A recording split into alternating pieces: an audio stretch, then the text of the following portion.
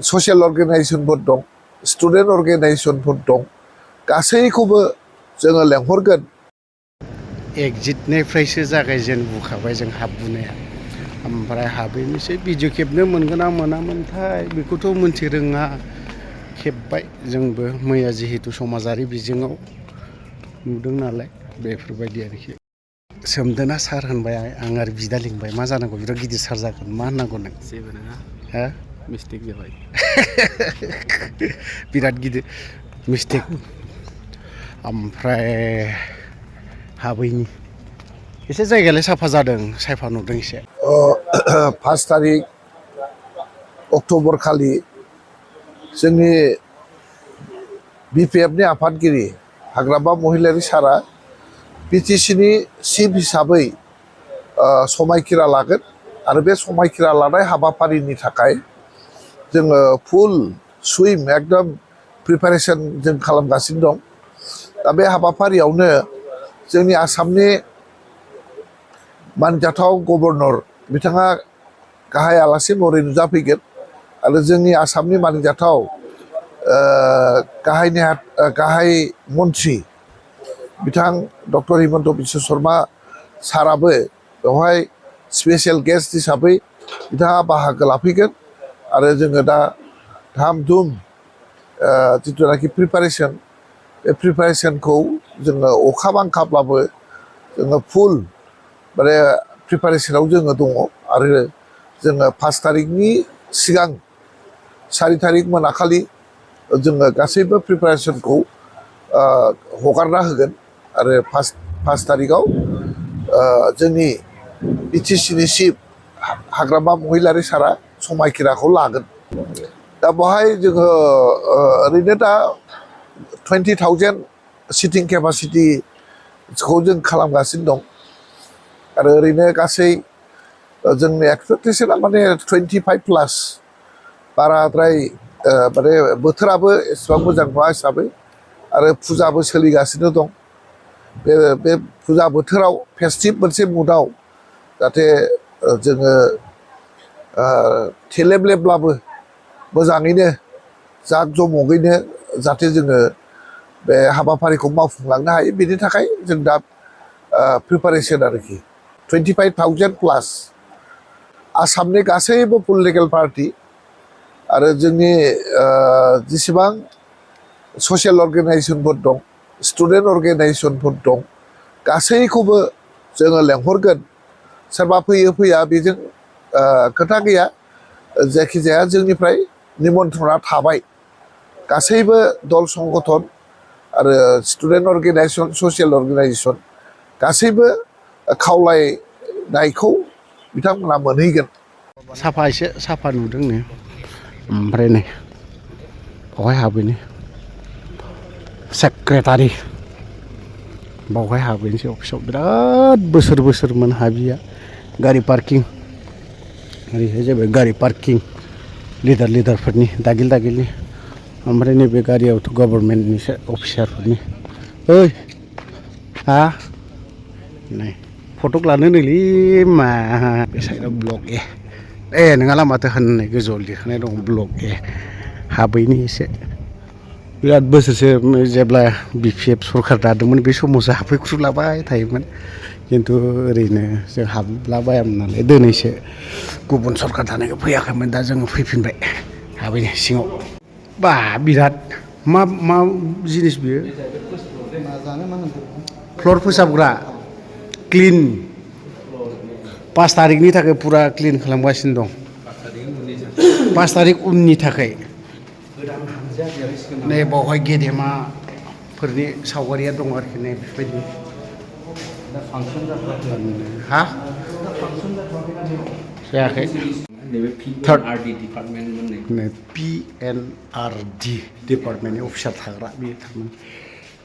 बा टेबोलफोरा माथो बायजोब्बाय। औ बेजोंबो थांजाबाय। सोर थायोमोनथाय बिसिनाबो थायो, बिसिना माने दैदेनगिरि जाब्लाथाय माने बेफोरबायदि रुमा मोनफा थायो जाहैबाय। दान्दिफा रेस्ट लायो। लिडारफोरा बावफोराव जिरायो आरोखि, ओमफ्राय दैदेनगिरिफोर गिदिर हाबाफोरखौ नै सावगारिफोरा दंजोबो आरोखि नै जिरायग्राफोरा सफा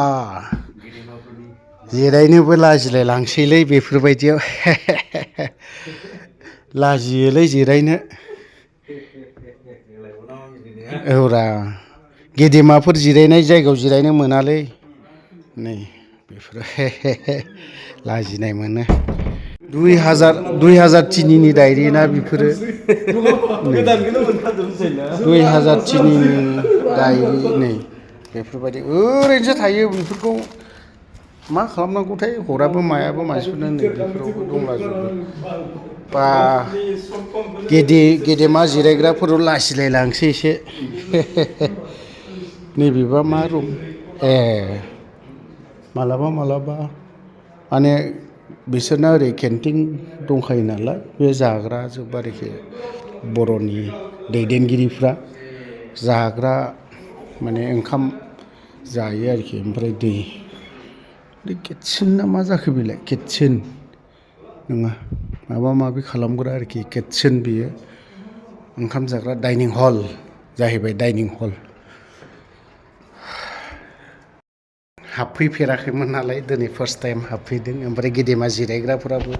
दङ एसे मोजाङानो हाबनायनि एसे अपेन सिस्टेम बा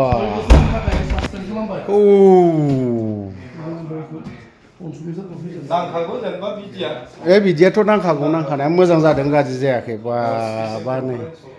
बावहाय माने जिरायफ्लां मोनोब्लाथ' महाराजा बायदिल' मोनखानायसैमोनलां नै बावहाय माबाफोरा जिरायजोबो जाहैबाय नामा मा सोर जिरायो बावहाय औ आदसा स्पेसियेल मिटिङा बावहाय जायो आरोखि बिटिसिनि एमसिएलए टेमसिएलए गासिबो बावहाय जिरायजोबो जाहैबाय ओमफ्राय नै जों बे माबाफोरा जिरायबाय पिएटिए ओमफ्राय नै बावहाय बयनिबो देरसिन महान दैदेनगिरि जिरायगोन जाहैबाय औ बा एसे बिनिफ्रायनो बयबो खोनासंजोबनांगौ जाबाय बहायनो स्पस्ट लिरखानाय दंना बड'लेण्ड टेरिटरियेल काउन्सिल बेखौ सोलायनो हाया बेखौ सोलायनो हाया बड'लेण्ड हायुङारि गौथुम खालि लिरनाय नैबेखौ एसे चेन्ज खालामदों बेसोल'सो बेनिफ्राय रुमखौ सेटिं खालामदों औ बे एक्सुवेलि बेफोरखौ नांखाजोबखागौ बेफोर नांखागौ बेखौ बारा बुंनानैबोथ' लाब गैया बेयाव नांखागौ उनावब्लाबो नांखागोन दाब्लाबो नांखागोन आरोखि ना मोजां जादों गाज्रि जायाखै बे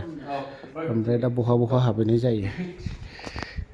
नायहैबावनोसै जाय हक बेयाव हाबफैनो मोना एसेब्लाबो सान्थिलै सान्थि मोनदों एसे गावखौनो फिसा गिदिर लिडार बायदि मोनलाय थिखादों बे माने जेब्ला फांसन गैया बियो बे समाव हाबग'नो मोन्दों उनावहाय फांसन जायोब्ला हयथ' जोंबो बेयाव हाबनो मोननाय नङा खारन बेथ' जोंनि नङा नालाय सादारन मानसि नङाना इयो बेनोथ' ना गभर्नमेन्ट दानानै जुदि फांसन जाफिनो बिटिसि गभर्नमेन्टआ अब्ला आरो जों चान्स गैलाबो जानो हागौ जों ओरै हरनानै फैफिननांगौमोन आरो बहा मा दंबावो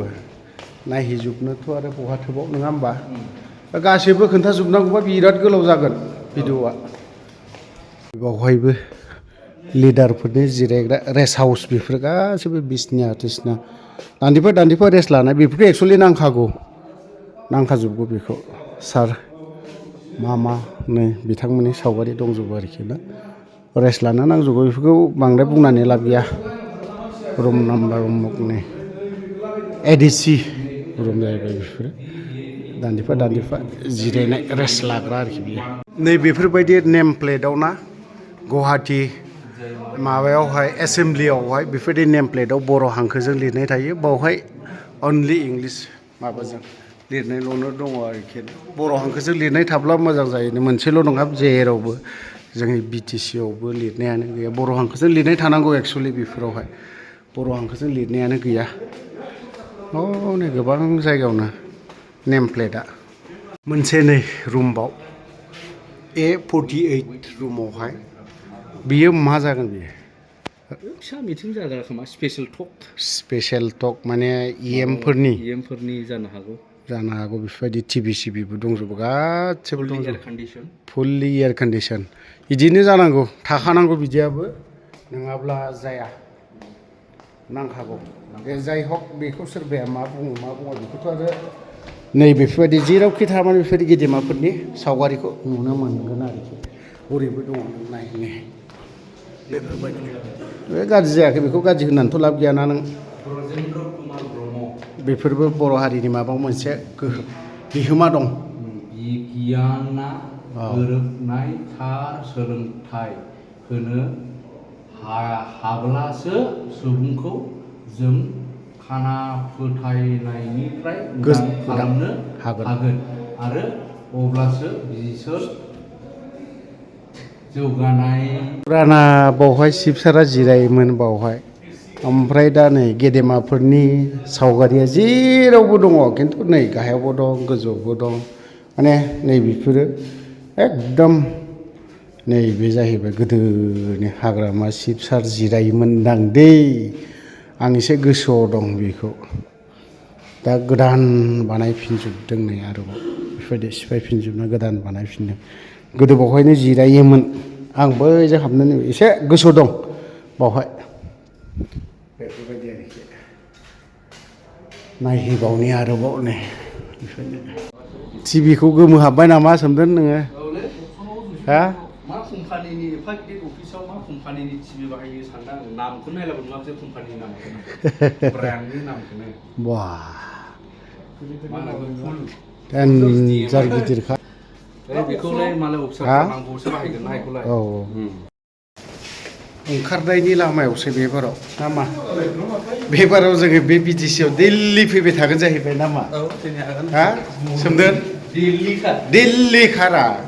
खामानि था दाथा मोनामग्लुंलायगोन बावहाय नामा रं होगोन नामा फोसाबनिल'सोल'नो आदसा दे बबेखौ ए फ्लरखौ दे फैबाय थानांगौलै एबारावहाय फैबाय थानांगौ एबारावहायनो बावहाय मा लिरना दङ बेखौ नायलै शेखर जाग्रा रजनि जाग्रा गय जाग्रा माबा माबि जाग्रा नै बे माबा हाबैबायब्रा बेयाव एसेमब्लि हाउस बियो रड पुरा एसेमब्लि हाउसनि रड आरोखि ना बेन्थना ओमफ्राय नैबे बि ब्लकआव थाहैबाय गोबांनो बायदि रोखोमनि औ ओइ बिसोब्रा मा बुंब्रोयो नोङो ब्लक बि ओमफ्राय नोंसोर बांसिन बै नेम प्लेटखौ एसे गोसो होदे आसाम एसेमब्लियावहाय ना बर' हांखोजों लिरजोबनायखौ नुनो मोनगोन हनै बावहाय बर' हांखोजों लिरनाय गैया बेफोरखौ एक्सुवेलि बर' हांखो एसामिस हांखो बेफोरजों लिरना दोननांगौ आरोखि रुम नम्बर B40 आरोखि बि ब्लकआवहाय बेफोरबायदि लिरनाय गैया बर' हांखोजों लिरना दोनोब्ला साबसिन जायो आरोखि एक्सुवेलि गेदेमाफोरनि सावगारि बेफोरबायदि जेरावबो दंजोबो बे मोजां जादों गाज्रि जायाखै मोनसेल' दुखुनांथावना बेनोल' बर' हांखोजों लिरनाय गैया बेल'नो खालि एसामिसजोंबो लिरनाय गैया आरोखि बेफोरबायदि हा आदसा बि ब्लकआवहाय बेफोरबायदि आरोखि खनसे गोसा बुंनालाय बे खोनायालै बियो खोनाया बियो एसे गोसा बुंना नांगौ नामा फोसाबगासिनो दङ गारिया हले हनै गोगोम दं फोसाबजेनबाय खिन्थु बेखौ 5 थारिखनि थाखायल' खालामबाय दैलि फोसाबग्रा थानांगौ बिदिखौ अब्लासो साफा नुगोन साफायै गारिखौ नायलांसै फै गारि नायलांसैनो बा गारिफ्रा नै मोजां दङ बलेर'खौ बेखौ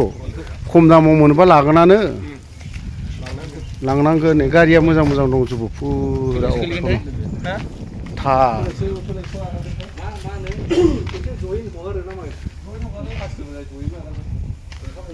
मोनफा गारिया मोजां दं ए खनसेयावनो आरोखि थार दं नै थारानो गोगोम दङ गोदान दङ नैबेथ' गोदानथारसो नाम ए जानोबो हागौ बिदिनो हाबजेननायावबो एक्जिटनिफ्रायबो ओंखारनायावबो एक्जिटनिफ्राय दा जोङो नैबे अफिसफोरखौ बे जायगानिफ्रायनो बायबाय आरो टाटा होनानै ब्लक नायसै जोङो आरो बे ससे जाबादा जा लाबोनाय माखासे होथावै भिडिअखौबो होनांगौ जाबाय बा खोन्थाबाय बावहाय गोरोन्थि जादोंब्ला क्षमा बिखानाय थाबाय बाय बाय